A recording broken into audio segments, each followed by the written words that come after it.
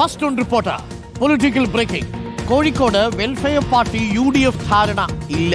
ജില്ലാ പഞ്ചായത്തിൽ UDF seat വിഭജനം പൂർത്തിയായിരിക്കുന്നു.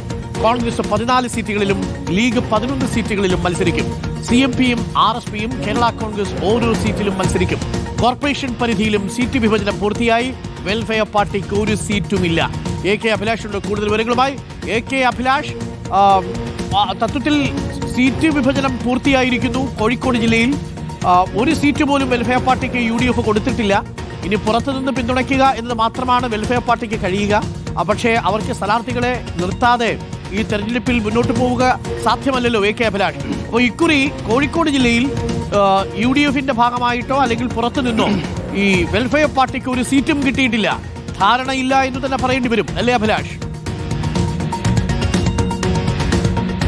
തീർച്ചയായിട്ടും UDF കേന്ദ്രങ്ങളിൽ നിന്ന് വരുന്ന വാർത്തകൾ അത് തന്നെയാണ്. ജമാഅത്തെ ഇസ്ലാമിയുമായി ബന്ധപ്പെട്ട് ഏതെങ്കിലും തരത്തിൽ ധാരണയുണ്ടാക്കുകയാണെങ്കിൽ അത് തെരഞ്ഞെടുപ്പിൽ വലിയ തരത്തിൽ തിരിച്ചടി ഉണ്ടാകുമെന്ന് ബോധ്യപ്പെട്ടതോടുകൂടിയാണ് UDF നേതൃത്വം ഇത്തരത്തിൽ തീരുമാനമെടുത്തിരിക്കുന്നത്. കഴിഞ്ഞ തെരഞ്ഞെടുപ്പിൽ, അതായത് കഴിഞ്ഞ ഈ പഞ്ചായത്ത് തെരഞ്ഞെടുപ്പിൽ ഒരു seat Jamaat-e Islami welfare party മത്സരിച്ചിരുന്നു. കുറ്റ്യാടി സീറ്റായിരുന്നു മത്സരിച്ചത്. പക്ഷേ ഇത്തവണ അത്തരത്തിലുള്ള സീറ്റ് വിട്ടു നൽകേണ്ടതില്ല എന്നൊരു തീരുമാനമാണ് ഇപ്പോൾ വന്നിരിക്കുന്നത്. 27 സീറ്റുകളായിരുന്നു കഴിഞ്ഞ തവണ ഉണ്ടായിരുന്നത്. എന്നാൽ ഇത്തവണ ഒരു സീറ്റ് വർദ്ധിച്ച് 28 സീറ്റുകൾ വരുന്നു.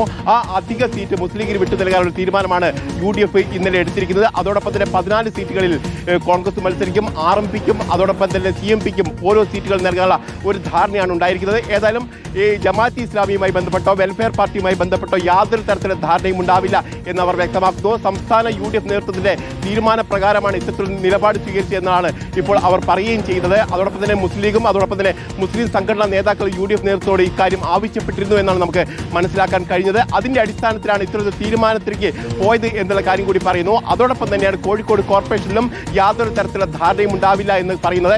78 സീറ്റുകളിലെയുമുള്ള സ്ഥാനാർത്ഥികളെ, അതായത് സീറ്റ് വിഭജന ചർച്ചകൾ പൂർത്തിയായി കഴിഞ്ഞു. അതിൽ മുസ്ലിം ലീഗ് 25 സീറ്റുകളിൽ മത്സരിക്കും. അതോടൊപ്പം തന്നെ CMPക്കും ഒരു സീറ്റ് നൽകിയിട്ടുണ്ട്. ബാക്കി എല്ലാ സീറ്റിലും കോൺഗ്രസ് ആയിരിക്കും മത്സരിക്കുക എന്നാണ് പറഞ്ഞിരിക്കുന്നത്. ഏതായാലും വലിയ തരത്തിലുള്ള രാഷ്ട്രീയ ചർച്ചകൾ വന്നിരുന്നു. VD സതീശന്റെ പ്രസ്താവനയടക്കം വലിയ തരത്തിൽ തിരിച്ചടി ഉണ്ടാക്കി എന്നുള്ള ഒരു നിഗമനവും UDFിനകത്തുണ്ട്. ഇതിന്റെ അടിസ്ഥാനത്തിലാണ് ഇപ്പോൾ ഇത്തരത്തിലുള്ള തീരുമാനത്തിലേക്ക് അവർ എത്തിയിരിക്കുന്നത്. Arun, Kozhikode welfare party UDF ധാരണയില്ല എന്നുള്ളതാണ്.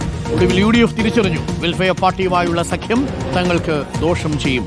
തങ്ങളുടെ മതേതര ക്രെഡിബിലിറ്റി അത് ബാധിക്കുമെന്ന് തിരിച്ചറിഞ്ഞതുകൊണ്ടാണോ എന്നറിയില്ല. എന്തായാലും കോഴിക്കോട് കഴിഞ്ഞ തവണ കൊടുത്ത ഒരു സീറ്റ് ഇക്കുറി UDF വഴങ്ങിയിട്ടില്ല എന്നുള്ളതാണ്. ഇനി വെൽഫെയർ പാർട്ടി എന്ത് ചെയ്യും കോഴിക്കോട്? കാത്തിരുന്ന് കാണാം.